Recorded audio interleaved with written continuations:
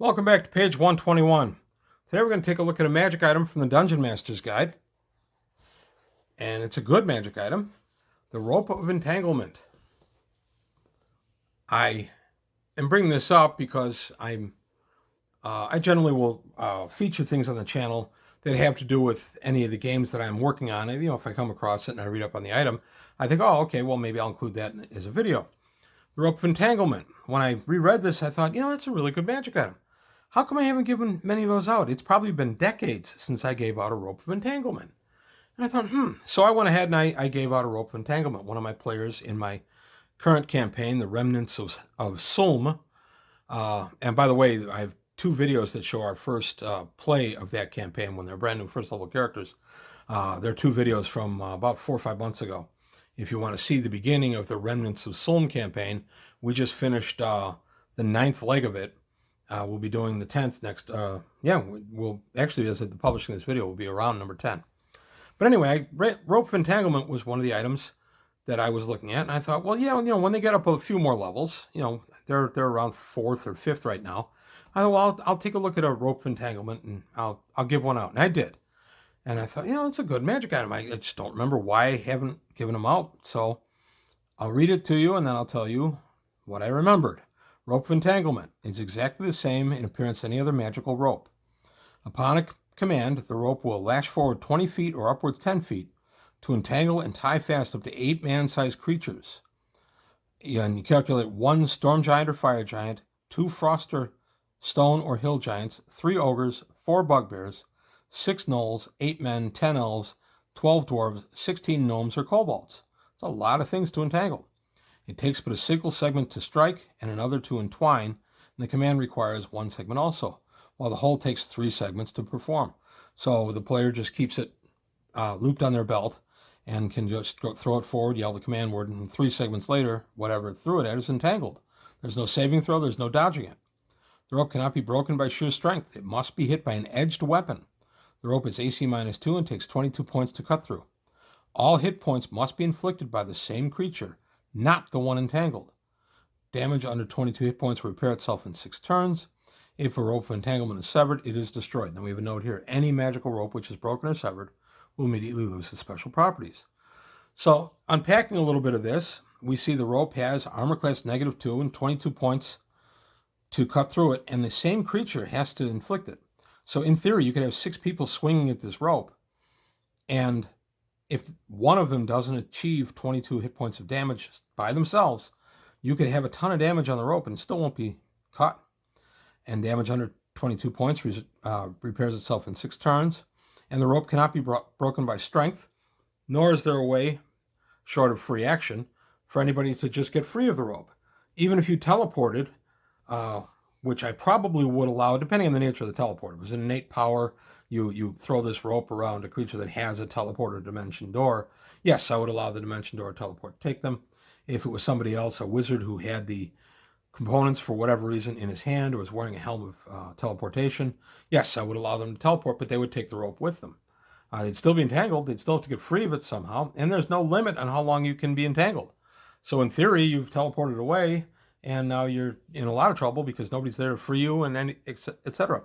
So I'm reading through this. I'm thinking, it's a pretty powerful item, but what the heck? So I gave it out. I think somebody got it at 4th level, and nothing happened the first game. And then I brought out kind of a big bad evil guy, for an appropriate level for 4th or 5th, which is where they were. This is a game or 2 ago, and I remembered why I didn't give this magic item out much. The player that had the rope took it, threw the rope, said the command word, wrapped him up, he was done. He can't cut himself free. He can't sunder it through strength. This particular guy couldn't teleport or anything else. He was stuck. If he could have shape changed, I might have let him shape change into a form that could, get free of the rope. It would depend on what form he chose.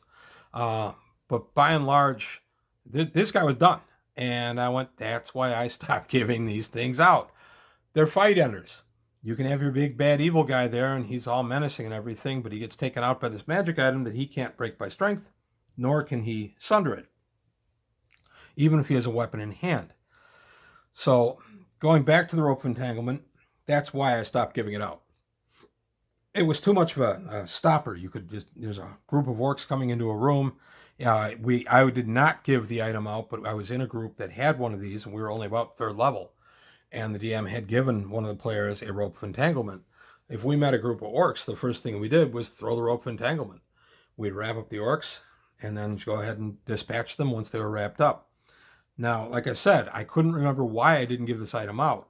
Since then, I have not only been searching my memory and finding some stuff, but I've also talked to some of my players who were around at the time, and my wife being one of them and Craig being the other. And they were reminding me of some stuff that we did with the rope and some reasons why I didn't really give it out much. So there are a couple ways to get around the big bad evil guy being instantly defeated by this. And one of them is to have the big bad evil guy have some underlings who are loyal to him, who will basically cut him free if he does get wrapped up in the rope. Uh, the the text makes no mention of what happens when you swing at the rope and try to free somebody. I find that kind of interesting. What I do is on a natural one, no percentage dice rolled. On a natural one, we throw percentage dice based on your level for if there's a fumble or not. But if somebody's entangled in a rope and you're trying to cut them free, on a natural one, you've accidentally hit them and you inflict your damage not to the rope, but to the person inside the rope. That's kind of how I've always done natural one in any kind of situation like this. But there is no mention of hurting the creature in the rope. So if you're hacking away at this rope, I guess the assumption is you pulled a section of the rope away from the person and you're swinging at it that way. That's how I would adjudicate it anyway. But it's interesting because, like I said, your big bad evil guy can suddenly find himself wrapped up and on the floor at the player's mercy from this one magic item. There are plenty of other ways to do it too, but this is a pretty straightforward way. So if you're going to do this, give this magic item out. Be sure your big bad evil guy has some kind of escape plan or has loyal minions around who are going to help him get free and not going to cavort and sing because he's been taken down. Hail the witch is dead, long live the witch, that kind of thing. So you got to be careful how you structure this. Also, if you're going to use shape change to get him out of it, I would say it has to be a form that would not really suffer from entanglement. So if he turned into some kind of worm, something like that. But even honestly, if he turned into a very small bird, a hummingbird, I would let him shrink down. And then before the rope can even do anything, I would let him dart out of the rope. That would be my interpretation. But if he went from storm giant size down to kobold size, I might make an initiative situation to see if he's small enough as a kobold to dodge the rope at that point. But since the rules make no reference to you being able to dodge the rope, there's an argument to say that my hummingbird trick wouldn't work and that my giant down to a kobold trick wouldn't work. There's a good, strong player argument that says the rope would just go ahead and entangle him anyway. But that's all I've got. Put a little caution on the rope of entanglement as the DM. Unless you have a very specific use for it in mind, it can be a game changer and not in the way you want it to be. Your big bad evil guy can find himself looking at the ankles of his conquerors simply by somebody throwing this rope and using 3 segments. So that's all I've got today on page 121. I want to thank you guys for watching. Please leave comments and hopefully like the video. And I'll see you next time on page 121.